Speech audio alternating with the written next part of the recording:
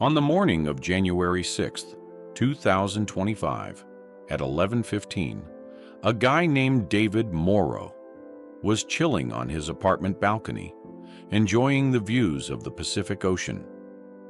It was just another normal day for him. Suddenly, about 5 miles away in the hills of Pacific Palisades, he spotted flames flaring up. In no time, within just an hour, the fire spread so much that smoke completely covered the mountains. From a satellite view, it was first reported on the Palisades Hills, but just a few hours later, it reached Eatonhurst and Kenneth Getty Skirball. The fire spread to the San Fernando area, and at the time it started, winds were blowing at 100 kilometers per hour, moving from inland towards the ocean. Now, the question arises. If the fire initially started in Palisades, which is very close to the ocean, how did it spread 30 to 40 kilometers in the opposite direction of the wind?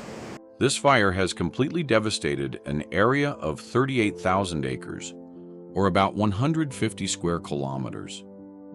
Over 12,000 buildings and homes have been destroyed, and 180,000 people are affected. People have evacuated their homes. This is the most devastating fire in Los Angeles history. And even during the production of this video, it's still not fully under control. Every possible effort to extinguish the fire seems to be failing. Water bombers are dropping 45,000 liters of water at a time, which feels like just a few drops against this blaze. They're also using special chemicals with the water bombers, but all the hard work appears to be in vain against nature. California is already facing a water shortage, which often leaves fire hydrants empty. The fire spread across 7 different areas, which divided the firefighters and their equipment. On top of that, winds blowing at 70 to 100 kilometers per hour intensified the flames. Before we get into the actual reasons behind the Los Angeles wildfires, let's take a look at how many times California has faced wildfires in the past. Over the last 25 years, California has been a hot spot for wildfires. In 2003, the Cedar Fire in San Diego County burned over 273,000 acres, starting on October 25th. On November 4th, 2003, a fire broke out that was later followed by the Tubbs Fire in 2017, which burned 36,000 acres. This fire also started in October. Then, in December 2017, the Thomas Fire turned 280,000 acres to ash. It started in December and was out by January. On November 8th, 2018, the Camp Fire scorched 500,000 acres and was contained after 17 days on November 25th. Similarly, in 2020, the Glass Fire affected 67,000 acres, starting in September and wrapping up in October. If you look at the dates of all these wildfires, one thing stands out. They all happened in winter. It's only the month of October, and we've already got wildfires in Los Angeles during peak winter. So what's the deal? Why do most wildfires in California happen in winter? The answer lies in a phenomenon known as the Santa Ana winds. Yep, the Santa Ana winds are hot, dry winds that blow through Southern California and Baja California, especially in the fall and winter. When you look at the geography to the east of California, it's just desert for miles, known as the Mojave Desert or the Great Basin. The sun heats the desert, which increases the air pressure here. On the other hand, over the ocean, the air is cooler and the pressure is lower.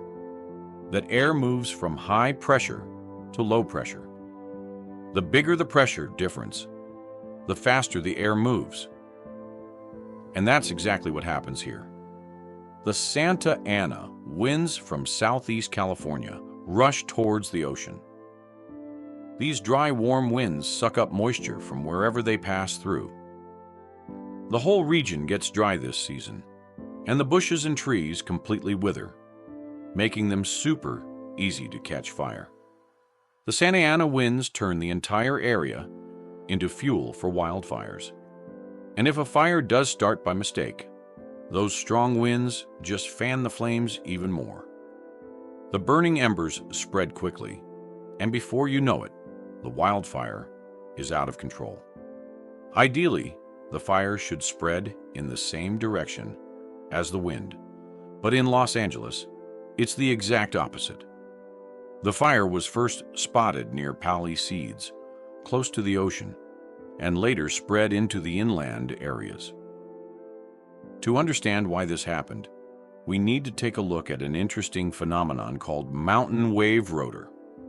The side of the mountain that the wind hits directly is known as the windward side, while the opposite side, where the air is supposed to go, is called the leeward side.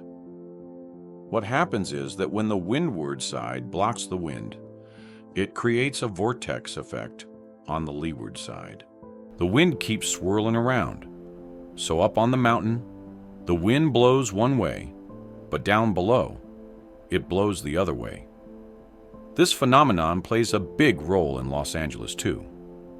In Pacific Palisades, where the fire was first reported, it's the leeward side, and because of the mountain wave rotor, the wind generated from the top of the mountain flows down in the opposite direction, which became the main reason for the fire spreading into the inland areas. Once a wildfire gets out of control, it creates a bunch of strange phenomena. One thing that's hard to predict is a fire tornado. It's a rare and dangerous phenomenon that happens during intense wildfires. It's kind of like a regular tornado, but instead of wind, it's made up of fire and superheated air that gets sucked up fast. The heat causes the warm air to rise quickly, and cooler air rushes in from below to fill the space. This updraft creates a rotational motion, pulling in the dry brush around it and making the fire tornado even stronger. It creates a lot of fear. Now this fire tornado starts to dominate the winds in the area, generating its winds, which makes it hard to predict its direction. But most of the time, it tends to push wildfires up the mountain. Wildfires are a reality, and due to climate change, we're seeing them happen more frequently in the coming years. These days, with the help of artificial intelligence, we can predict the direction of how the fire is spreading, and all this information gets passed on to the firefighters. Firefighters try to spray chemicals around the area where the fire is to prevent it from spreading too much. But in Los Angeles, by the time they managed to control one part of the fire, the wind would carry it to another area. The first recorded wildfire in U.S. history happened in 1871 near Michigan, which burned up 1.2 million acres and killed 2,500 people. From the Great Fire of 1871 to the wildfires in Los Angeles today, nature still reminds us that controlling fire is a challenge we face. It seems impossible, but if we try to understand nature and adapt to it, instead of just fighting climate change, we can stop the wildfires. I hope you all will like and share this video.